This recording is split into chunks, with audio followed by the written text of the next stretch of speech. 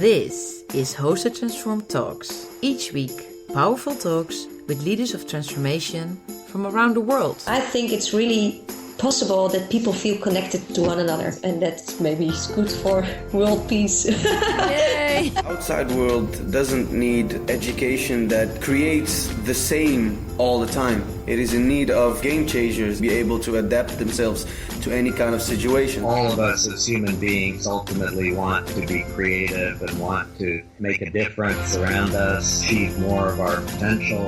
With practical tips and new perspectives on leadership that helps us reinvent ourselves, individuals, organizations, and societies. Hi everyone, welcome to another episode of Hosted Transform Talks. My name is Jessica Tangelder, and in this episode I will talk with the global CEO whisperer Anthony Howard. He's the author of the book Humanise, Why Human-Centered Leadership is the Key to the 21st Century. A guide for those who want to apply moral leadership in business, government and society to change the world. In this talk we cover a lot of ground. Anthony gives us a sneak peek in his daily coaching work, being a coach and mentor of CEOs across the world, and how human-centered leadership will shape the leaders of tomorrow. What are the key abilities? What do you need to have as an ability, a skill, in order to unlock the potential of your work environment?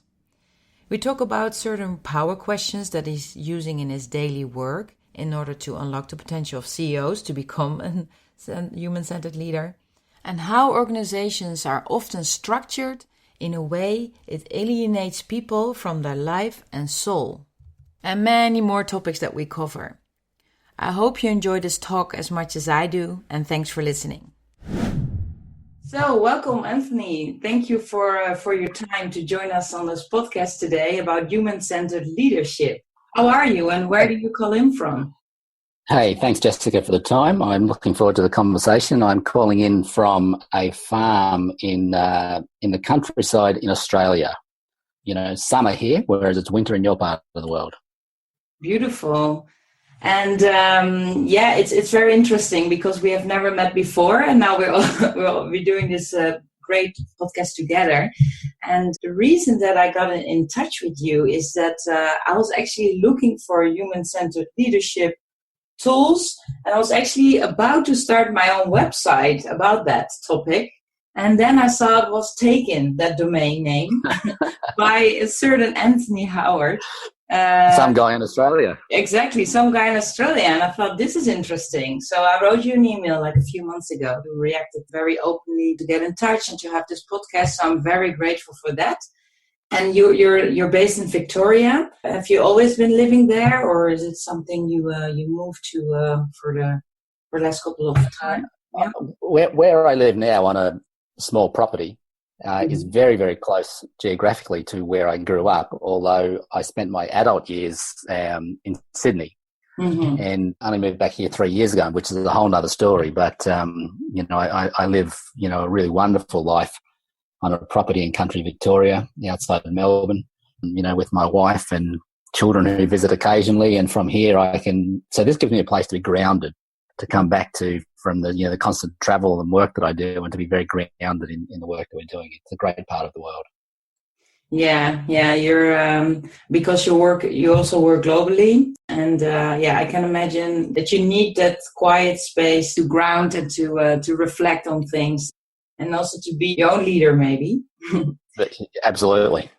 So I'm actually curious if I can be so open to ask you, what do you actually do, and why do you do what you do? What is your story behind that? Wow, that's a really big question. So stop me if I talk too long. So as I said, I grew up in this part of the world. I grew up in a really loving, caring family. One of 6 children, and in a small community of, say, 20,000 people. So, a small rural community, in a sense, most people knew one another and cared for one another. If there was in Australia, you get floods and fires and these sort of things, and so the community would always come together to help and support one another. So I grew up in this place where people cared for one another. And as the moment, literally, when I finished school, within a week of finishing school, I was on a plane to Japan and I joined the Merchant Navy. I joined a ship, and on my first day on the ship, a brutal Scottish man, my boss, ran up behind me and kicked me viciously from behind and told me to, in a very thick Scottish accent, to get up to the forecastle head and have a look in the port side chain locker for a canter joining shackle. Now, I know that you're probably sitting there thinking, what did he say? And that's exactly what I was thinking when this man, I could barely understand the accent. And of course, even if I could, he could have been talking a foreign language. And he was using this as a way of manipulating me, of being a bully, proving to me that I didn't understand. Now, I had just turned 17. I was, on the other side of the world from my family, from this environment that I'd grown up in. I was pitched into a world of brutal men who would drink all night and fight all day. I'm being a little bit stereotypical, but that's what it was like to a young man pitched into this. And so I, in a sense, had a seismic shift. Rather than my world slowly changing, many of my friends left school and went to university, and they maintained their social circles. They still, spent time with their family, with the friends they went to school with. For me, that was broken and gone. Mm-hmm. And so similar to the analogy or the metaphor of the boiling frog, I was chucked in the hot water, in the boiling water, and I thought, wow, this is not right. Mm-hmm. It was so stark to me that this is not the right way to treat people. This was so outside not just my comfort zone, but my sense of reality. Mm-hmm. And so that experience had a powerful formative effect on this idea that work is not a place, should not be a place of abuse. Mm-hmm. Should not be a place where we take advantage of people. Should be a place where we frankly care for one another so we can get stuff done. So I think I tried when I was at work in the roles I had, and still do, to genuinely care for people and to look after people, because I think, the people who work for me, they're someone else's son or daughter, and their mum or dad has sent them to work trusting that someone is going to look after them and not abuse them and not take advantage of them and not use them as a means to an end. So that matters deeply to me, and that was a powerful formative experience. So that was like a typical pivot moment for you to realize foremost that your family life is not average, that different things happen in different circles, and then you figured that, okay, this is something I'm not going to join, or even taking a step further, I would love to change. It's, I can talk about it now fairly easily, and because I've had many, many years to sort of reflect on it and process on it. As a 17-year-old, I didn't think what I've just described. Mm-hmm. It's only now when I look back on that experience and realise how profound it was. So there was not a moment where I said, I'm going to change this. Mm-hmm. There was just this niggling kind of thought that went, this is not right. There's something wrong about this. And so there was that. And then because of the sort of family environment and the influence of, good parents, and I always, I didn't always choose well, but I always tried to choose well in a way that cared for people and looked after people and did my best for people. And so I think it just progressively, once you set out on a trajectory, if you like, or a path, mm-hmm. you continue down that kind of path unless something sways you from it. And fortunately, that was not the case. Yeah, that helped you navigate to stick on that path. Yeah. Yeah. And so, so I became a navigator. That's what I was on ships, navigating ships. So I consider myself today still a navigator, helping people and businesses figure out where they are, where they're going, how to get there in the best possible shape. Oh, that's so beautiful. That's a nice way of connecting the dots. I love it. Yeah. And do you think, maybe it's already kind of an in-depth question, but I think it's appropriate maybe to ask now, do you think that coming from a good family, like you said, in a community where people care for one another, is kind of a condition for you to be an enabler of this environment? Or do you also have examples of people that maybe, were not as lucky as you were or are, but we are still capable of living the moral good life of creating safety for one and the other and taking care. Absolutely. There's no doubt that there are many, many, many people who've grown up in very difficult circumstances who have built really noble lives, and so that's not uncommon. Mm-hmm. I have, a bit like yourself, I've interviewed a lot of people over the years and asked them about their formative influences. I've asked people how they navigate moral dilemmas, and then asked them where they got the values came from. And I really have consistently heard people talk about their family. They've said, when we were children, we'd sit around the table and mum would say, what do you do here? Or what about this? Or they'd pick us up on something that we did, and dad would say, well, no, we don't treat people like that. And so those things, and same in my family, were not necessarily done as, okay, Sunday night we're going to teach the children morals, but it's more a lifestyle, the way you live. And, mum or dad takes you aside and says, you don't treat people like that, you know, and of course, as a child, you go, well, no, you do. And your mum says, well, no, you don't, and if you keep acting like that, you'll find that people are not going to like you, kind of thing. And so certainly in my life and in the lives of many people that I've spoken to, the family has been really formative. But as I said before, there are people who grow up in very difficult circumstances who become really good people. Yeah. And you wrote about them too, right? In your beautiful book about human-centered leadership. I read it myself in the last month, and it was a very nice read, and also very helpful, also very tangible. And I really appreciate that in that book, because as I also work in the field of leadership development, it's often for people quite vague, and what can we do with it, and what do you mean? But you managed to write the book in a way that it's really framed by your own morals, most probably, and also what you have seen and based on your data, on your interviews with other executives. And with human-centered leadership, what do you exactly mean by that? Yeah, so at a simplistic level, it means putting people first. But a lot of people put people first. I stumbled on this term when I was talking to people from the design school at Stanford, and they were saying, and this is well known, of course, that they do human-centered design, and how when they're presented with a design problem, they start with the user. The person who is the user of the product that needs to be designed, to say, well, how does the user use this? And I remember talking to them and going, that's what I'm talking about. Human-centered leadership, not human-centered design, but human-centered leadership. And so who are the people that are impacted by my leadership? Who are the people that I touch in some sort of way? And what is the impact that I have on those people? We can go into that in more detail, but that was the sort of genesis to the term human-centered leadership, because prior to that, I'd been writing a lot about moral leadership. And this came from a reflection on Nelson Mandela in particular, but some others, and writing on this idea of moral leadership. And if I could say, because that came about through the interviews, I heard people I interviewed lamenting a lack of leadership in the world. I asked them what kind of leadership. They would often say moral leadership.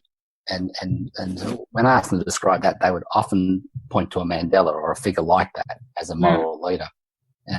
But the term moral leadership has, particular overtones for a lot of people. And so when the design school, we're talking about design, human-centered design, human-centered leadership we need. It's leadership that puts the human person at the center of all we do. I would love to shift a little bit towards, I'm sure you've heard of it, systemic leadership. Mm-hmm. There's all new terminologies popping up, but I do think there's a distinction between human-centered leadership and systemic leadership in terms of they overlap and they support one another, but the focus is maybe a bit different. And here I quote a part of your book, deep global linkages between people, organizations, and nations now mean that our world can change overnight because of its ripple effect of major events, even one which starts quite small.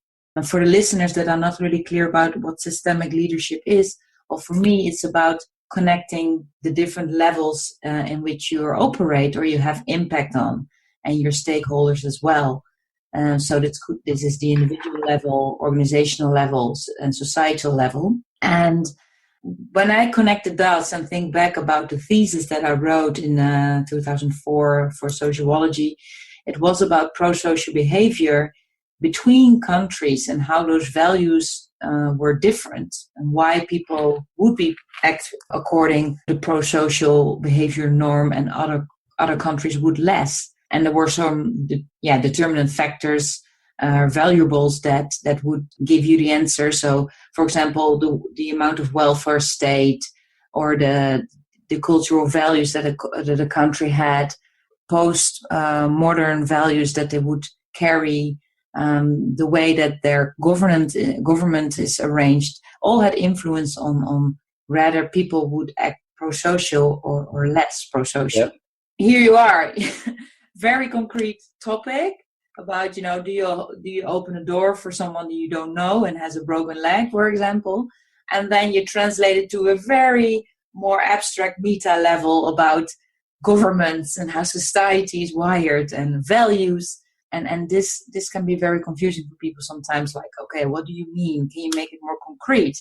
And my mentor back then already mentioned that, that I'm applying the chaos theory and that this is a butterfly effect that I'm focusing on, etc. So back to the point is, do you focus on systemic leadership as well? I think so, because this quote is already pointing it out, I guess. And how do you keep it digestible for people to know what you're talking about and where to focus on, because they're all different topics, different contexts, and in the end we all should become systemic thinkers, but there's also so much your brain can process and so much you can reflect upon. You cannot always shift in level of reflecting on myself and then on my environment and then on how the government is acting, and then how do you digest that yourself, and also how do you deal with that with your clients?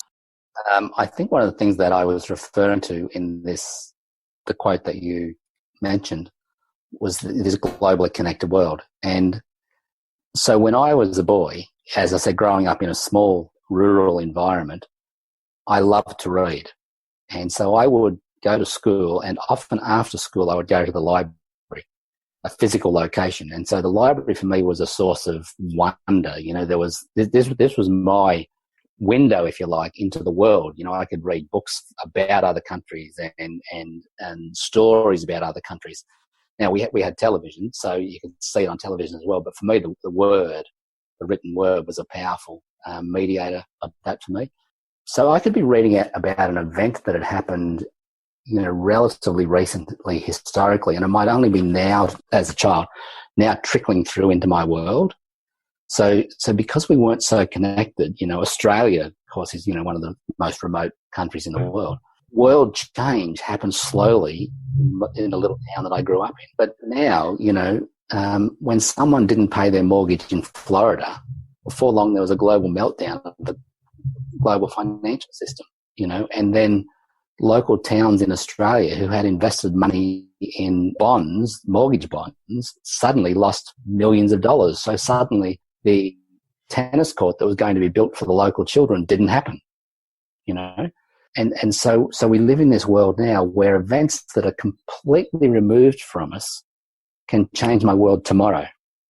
Not next year or not in 10 years' time, but tomorrow. And so the connectivity that exists in the world today means that we are all global citizens.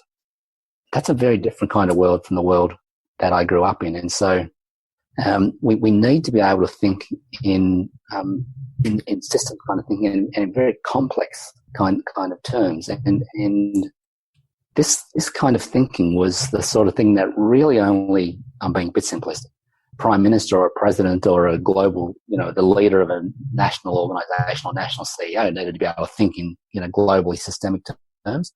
But now everybody does. Now everybody has to understand that, this apple that I'm buying in the local supermarket actually came from Europe, for argument's sake, or the blueberries came from Chile, or what does all that mean? And likewise, we're exporting products to the rest of the world. And so this connected kind of world, and then you add in the technology, the digital footprint, leading in this world and operating in this world, it's created this always on kind of society. So the level of resilience you need in that is really quite amazing. Final comment, you need a thought process for coping with it. And so, and I talk about this in the book when I talk about thinking processes. You need a way of unpacking information. What tends to happen because the deluge of information is we shift from information to action. Information, action, rather than information to making sense of information, hypothesizing about the information, saying, what does that mean? And forming a judgment saying, well, yes, that is what it means, and then acting. So we're cutting out two vital steps. And because we're then moving from information to action, we then are reactionary, which then actually accelerates things even further. And if you're in a doom loop, it can accelerate the doom loop. So better thinking is a crucial need for the 21st century. Better human thinking, not machine thinking. Don't know if I answered your question, Jessica, but that's interesting, huh? Yeah, no, you definitely did. I learned so much about your stories and your expertise and your experiences. Thanks for that. Also, that made me realize we're all global citizens. That also comes with a responsibility to become systemic thinkers. Like you said beautifully, you eat an apple from the store, where's it coming from? Who is involved in this process? I used to think, okay, the supermarket has overthought this for me, but now you vary as an individual. You can make choices that can have consequences for a lot of people. Your choices do have consequences. So, for example, one of the things that I'm thinking about at the moment is I, like many people, use TripAdvisor to make choices about the hotels that I stay in. But do I know if the staff who work in that hotel are being fairly paid? I would frankly be horrified to find out that I was spending money to a hotel chain or group or individual hotel and they were taking advantage of their workers. Now, I'm not sure necessarily how I can address that, but that's the thing that I've been thinking about a lot. That we have to be very conscious that things might look right on the surface, but this individual working here, they may in fact be virtually slave labour from another country and being taken advantage of in some sort of way. That's quite likely. And so we have to be very careful about the way this goes back to my whole thesis. How are we treating human beings? Yeah. And also the different dimensions, right? If you look at all the fair trade certificate labels and all that, I can buy a banana that is in terrible plastic, but it's organic, or I can buy a non-organic banana that does not carry a plastic, which is better for the CO2 reduction. And then there's a banana that doesn't carry plastic, is biological organic, but was done by people treated horribly. So there's different dimensions that want to have everything perfect on all the aspects. Yeah, and I think we have to be balanced. We can't solve all the problems. And so I'm not sitting here saying, gee, we should have a perfect world. I'm not unrealistic. But I think we do have to have a level of questions that just by asking the questions and having a level of awareness, that's a good place for someone to start. And then the second thing is not to become an evangelist about it and say everybody should be like I am. That's one fast way to alienate yourself. But I think then we set an example, and this is why the Mandelas, the Martin Luther Kings, the Gandhis, the Mother Teresas that I had in the cover of my book, they set an example for others. They said, hey, here's a way to live your life, and you can choose or not. I'm not saying you have to live your life like this, but they serve as models or examples to us of a way to live a life. I would like to do a little deep dive in your book, and I wrote down some parts of it, some quotes. And one of them was one of the chapters starts with, I left corporate America because of the sense of alienation it created in my life and soul. And this really resonated with me because I have so many participants in my group that join, often it's a multinational firm, that are really scared, or they just left the firm, or they had a burnout, and they really resonate with this sentence, I'm sure. And the beautiful thing of it is that they want to contribute to turn that culture around. So I think that's a nice insight when people feel, okay, I don't fit in, and I don't think it's healthy, like the insight you had when you were 17 at the Marine. So how can we change things? And I was wondering, is this a rare case? I forgot the lady's name that you were talking about the case that she left the toxic environment she was working in order to have a happy life. Was this a rare case, or do you hear these kind of stories on an average base, and do you think there's a lot of work to do still, or what is your experience with that? Yes, I think there is a lot of work to do, and it will never end.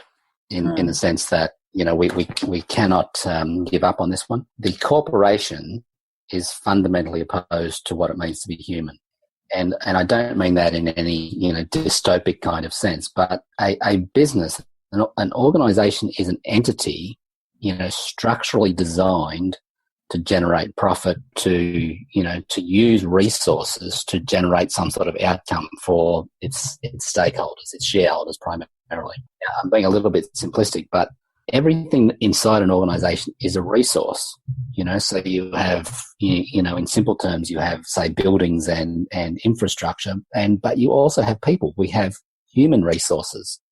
We have this terrible idea that, people are our greatest asset. Mm-hmm. So we actually think of people in not in terms of, Anthony or Jessica or Mary or Jane. We think of people in terms of that function, that role, that output, that outcome. Now I know that there are people who in organizations that are not like this, but the observation that I'm making is that an organization by design treats people as resources. So you have to actively work against that. In other words, if you go to work and just assume that the organisation is going to treat you really wonderfully and, deliver you meaning and purpose and care for you as an individual, well, you could be sadly mistaken. You're going to have to choose wisely that your board or your boss or the person you report to genuinely cares for you as a person, because the organisation won't. Mm-hmm. The organisation will say, we're out of money, you're gone. So an organisation by nature can very easily become toxic. Yeah. And if you put in that organisation people who are only driven by greed and self-interest, there's a few of those in the world, the organisation can become a brutal kind of environment. Yeah. And so this is one of my big concerns in the 21st century. We need men and women at every level in organisation and society who will say, no, it stops with me. I'm not going to allow that to happen. I'm going to stand up for myself as a person and for other people as persons in their dignity and what it means to be a person. Yeah, I remember that one of my participants exactly said what you were saying now, and she said, okay, I want to change this culture around. Of course, I cannot do it by myself, but the tendency that she sees in her organization is that people, perhaps like you and me, to generalize a little bit, they will leave the firm because they cannot start that by themselves. And the structure is so dominant that often the more lighthearted people, they leave. And the culture gets only more toxicated. Like the lady story is also leaving that firm. So I can imagine that she could have made a change maybe, but she rather prefers a different organizational culture to work for, to be in, than change things around. So having said that, yes, you cannot change organization from below. So in other words, it has to be top down. The CEO has to be deeply committed to, say, in this case, human-centered leadership or caring for people. Whatever the CEO is committed to in terms of, how they're going to get stuff done and how they're going to treat people, that will cascade through the whole organisation without a doubt. And so, if you join an organisation where people are treated as machines or people are treated as, units of economic production, you will not be able to change that until you become the CEO. How do you work with that when your client, for example, or potential client, CEO person might be interested in what you do, but he says it all sounds beautiful, but, the wealth part for us to create more revenue is very important, and the shareholders, etc. So I do not have the time to change this whole culture around and then see the benefit within maybe 5 years from now. So how do you deal with that paradox of short-term, long-term impact? I think the reality is most business leaders, and certainly the ones with whom I work, are in it for the long term. There's no doubt they have a conflict between the long term and the short term because they have to balance the competing interests of, a wide range of stakeholders. So, no matter how much they might be trying to build a legacy, for argument's sake, they've got to keep the company sustainable today. The great leaders, so Paul Polman might be one as an example at Unilever, in essence say to people who are looking for short-term returns, don't invest in our company. We are in this for the long haul, so there'll be some ups and downs along the way, but we believe we'll do well over the long term. If you're after a short-term result, well, maybe you should invest somewhere else. Mm-hmm. I think something to bear in mind is that we can only get results through people. If everyone doesn't turn up to work tomorrow, the business doesn't work, and so I think it's a bit of a self-evident that if we treat people really badly, they're probably not going to come to work. And if they don't come to work, we're probably going to fail as a business. And so the other extreme, if we treat people really well, they're probably going to come to work and not just enjoy working, but do their best work. And it's fair to assume if people do our best work, our customers are going to be really well treated. And they will probably tell other customers, and they'll be happy to pay for our products and services. And then we'll have a sustainable company. And so it seems to me self-evident that caring for people builds profitable, sustainable organizations. And I think that balances the short term and the long term. Do you also think that it's a good idea then to change the organizational structure in the sense that its employees could be shareholders, so they will get a margin of the revenue, so to speak, or the profit, I should say. And they could have a concrete outcome. Yeah, I love the John Lewis model in the UK, where a percentage of the profit is distributed among everybody equally. So in a very simple sense, they agree each year how much of the profit will be distributed to staff. So let's say it's, I think it usually averages around 12 or 13%, but it varies. And so if that figure, for argument's sake, is £10 million, then and if the total wage bill, is £100 million, then everybody will get a 10% bonus. So the bonus paid to the CEO is the same percentage bonus paid to, the casual university student who just comes in and works on Saturday morning. So I think that's a really equitable way of everybody sharing equally in the upside of the organisations. And they call everybody, I think they call them associates in the John Lewis model. I think there's a lot of merit in those kind of models rather than models that say, the elite in the organisation get telephone book number bonuses. And I think that's really wrong. Nice, beautiful, beautiful incentive like that too. However, if that would not, do you also think it's possible when there's no monetary incentive? Yes. So I'm not advocating, by the way, we need a monetary incentive to work. Mm-hmm. Because the research has proven, over and over and over that the thing that motivates people more than anything else at work is recognition. Mm-hmm. It's Mary coming down from the head office and saying to, John, who's working on a front desk, just heard it was your birthday today, or heard you're doing a great job, or just something that recognises you as a human person. Mm-hmm. That goes a long way. People go home and tell their parents, gee, Mum, the boss came in today and said I was doing a great job. How good is this? Having said that, we need to pay people a fair wage. So I don't want to undermine that, but it's well proven that we don't need to pay people astronomical amounts of money to get their best service. We actually need to recognise them. Yeah, I totally agree. I think this recognition bit is very something we inhibit in all of us very deeply. I can also see it with participants in teams or in groups that I train or coach.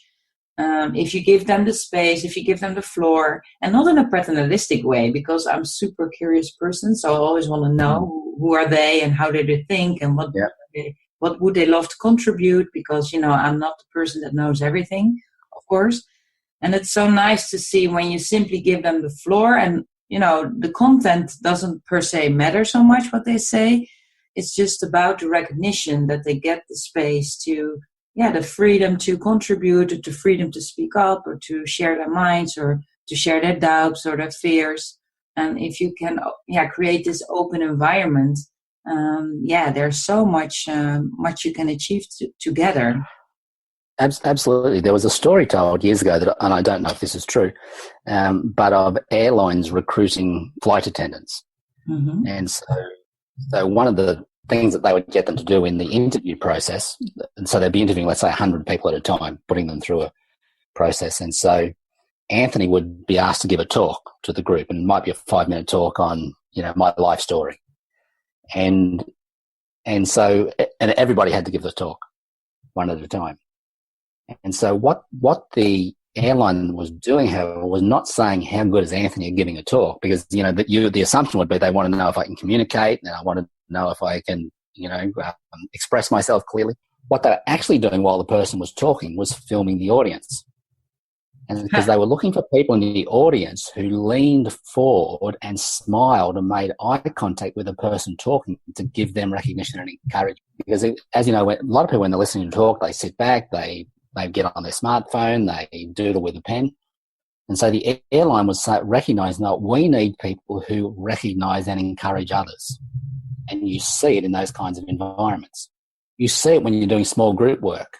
You see the people who are watching the person who's way out on a limb because they're doing some sort of risky exercise that they're out of their comfort zone. And some people are sort of smiling almost in a mocking way. Others are smiling at them going, you can do this. They're giving them encouragement. Those are people who are demonstrating leadership right in that moment. They're giving encouragement and support to people. Yeah, that's such a beautiful example. Thanks for that. I was really triggered about, what we already mentioned and shared, that the power of questions shouldn't be underestimated. And I almost feel kind of, guilty is not the right word, but it's not so difficult sometimes to coach people. If you have a feel, if you're really curious, and if you're really with this person, so you listen, and then know to pose question after question, which makes sense for them to unlock, maybe even their subconscious and the patterns that maybe are not always so constructive, in order to change things around and create new routines, maybe even, and to master new skills to overwin that. So what do you have particular questions that always work, or you love to ask, or any of that? The answer is probably yes. And can I rattle them off now? The answer is no. And that's probably because in the moment, someone will be talking about something, and I will know the question to ask because I've, like anyone doing a role, you just know the kind of question or what needs to be said in a given moment. I think if I could maybe answer it from a slightly different perspective, and that is that, when I'm listening to someone, someone taught me years ago, listen from your gut, not your head. And so most people in a conversation are listening for a break in the conversation so that they can get in and say their bit. So I don't listen for that. I'm not waiting for you, the client. I'm not waiting for you to stop talking so that I can say something. I'm waiting for you to stop talking so that you're now ready to listen. So some people talk and then they'll go silent. And that silence is not an invitation for me to speak. That silence is them now thinking at another level. Yeah. And so I need to give them that silence and give them that permission to think at another level. And then you can see something come across their face where they maybe change focus or shake their head, and then if they don't speak, at that point I might ask a question like, what was going on? What were you thinking or feeling just now? And like 100% of the time there'll be another insight. I go, look, I was talking about the issue with the board, and then suddenly I started thinking about the conversation I had with my wife last night or something like that. What's going on there? Let's talk about that. Yeah.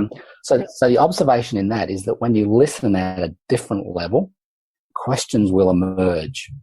And then it's having the courage to ask the question. And so sometimes I'll say, this might sound like a dumb question, but this might be really obvious to you, but it's not to me. And ask them the question. And sometimes to be able to say, look, I think if you were talking to another banker, they would understand exactly what you meant. But I don't, because I'm not a banker. Can you explain that to me again? And so sometimes even those kinds of questions force people to another kind of thinking because they're caught up in their world, their jargon, their perspective.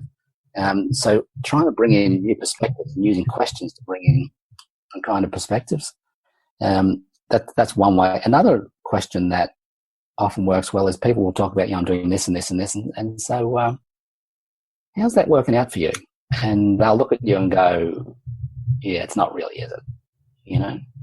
So if you continue acting the way you're acting and continue doing what you're doing, where are you going to end up? Well, I'm probably going to end up divorced, overweight, maybe ill health, if I'm realistic. So what are we going to do about that?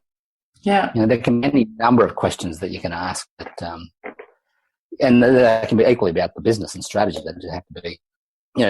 So in my field, a question that I ask a lot is, so when I'm meeting someone for the first time, what you're about, the purpose of the business. Okay, so what's your strategy? Now, quick outline. And what are the values of the organisation? Quick outline. And I'm not doing that, by the way, from a point of view, I should have read the website.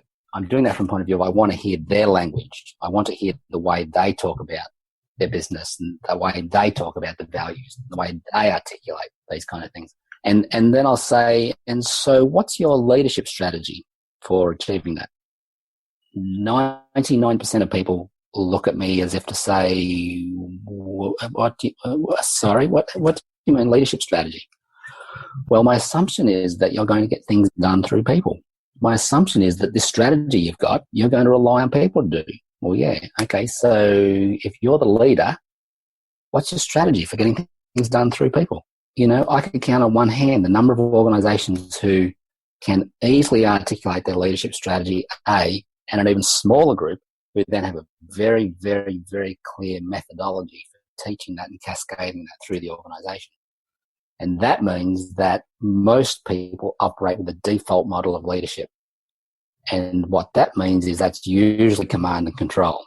When we're under pressure, it's usually a command and control model of leadership because we've never thought in advance, how do we get things done through people? So a little bit of a tangent there, Jessica, from your question about questions, but that's a question I ask a lot. What is your leadership strategy? Beautiful. No, I love it. It's very interesting. Not to worry about the length of answers. It's great content, and I totally resonate with that. Thank you so much. I have one final question. I think it's so interesting. We could continue for another few hours. So, if I would love to summarize it a little bit in the sense that by posing the question to you, well, what are the top 5 challenges for human-centered leadership for your clients to integrate? So what are the things that they stumble upon or they might find most difficult to change or to integrate? And this could be things that we already covered, but to give a little bit of a summary for people to recap what we just discussed. What are the 5 things maybe that are most challenging, if you can, if it's possible, to sum them up? So the answer is it's not possible to sum them up, but if I could, I'll approach it from a slightly different perspective. If I look at what are the components of human-centered leadership, and then this can highlight where the challenges lie. So the first component of human-centered leadership is being self-aware, knowing who I am. And so self-awareness for a lot of people is saying, well, these are my strengths and weaknesses kind of thing. But self-awareness really is, who is Anthony? Why am I on this planet? What is mine to do? What is my mission and purpose? That's what self-awareness is. And then how am I going to bring that to work? It plays out in that. And the second component of human-centered leadership is moral competence. And moral competence is not an ability to know the difference between good and bad. Moral competence is an ability to live a virtuous life, a life of courage, a life of justice, a life of goodness, a life of care and compassion. And that's a lifelong work to do that. The third component is as I mentioned earlier, thinking competence, the ability to choose wisely, the ability to be able to filter through vast amounts of data and information and develop wisdom from that, to be able to shine the light of truth into any domain in which we operate. The fourth component is relational awareness. So, I exist in relationship with another. I only exist because of a relationship. I was brought into being because of a relationship. And so to recognize that leadership is fundamentally a relationship between two or more persons. And then the next component of human-centered leadership is having a view on what it means to be a person. Is a person a means of an outcome for me, a unit of economic production? Or is a person someone who is unique and unrepeatable and irreplaceable, who has dignity and is worthy of respect in their own right? A person is never a means to an end. That's the simple way of putting that. So if you look at those and say, well, these are the components of human-centered leadership, then what are the challenges that you might face in a work or social context to be that kind of person? Where do you get the time? Where do you make time to reflect? Where do you make time to think about your decisions, to think about your moral actions, to think about your purpose? Do you take time to write, say in a journal, for aim's sake, and reflect on, what's going on with your life, reflect on the decisions you made? So we live in a world where it's very, very hard to make time for your own reflection, your own learning, and development. We live in a noisy world where you are always on, whether you're always on with technology or always on in meetings or you suffer the demands of a demanding schedule. So being able to break that kind of nexus is one of the big challenges to being a human-centered leader. When I talk about relational competence or relational awareness, this really only comes from me spending time with you.